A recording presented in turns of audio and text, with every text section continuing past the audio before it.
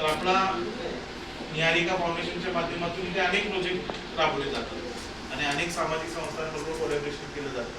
म्हणजे टेलरिंग असेल, fashion designing असेल, electrician, welding, plumbing, AC repairing आहे, पेंटिंग आहे.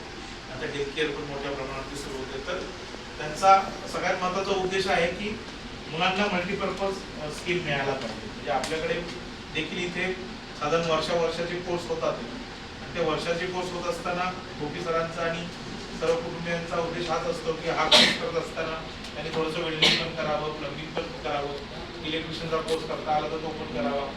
मध्येच त्यांना जर वाटलं तर सगळ्या कोर्समध्ये ॲडमिशन घ्यावं किंवा हेल्थ केअर सारखा कोर्स करावा. तर तुम्हाला एवढ्या संध्या त्या निमित्ताने उपलब्ध होत आहेत आणि या होत असताना यामागचा एक त्यांचा उद्देश आहे की आपण जीवन जगत असताना, जीवन म्हणजे काय, शालेय जीवन आपण जगतो, व्यावसायिक जीवन आपण जगतो किंवा दैनंदिन मानवी जीवन आपण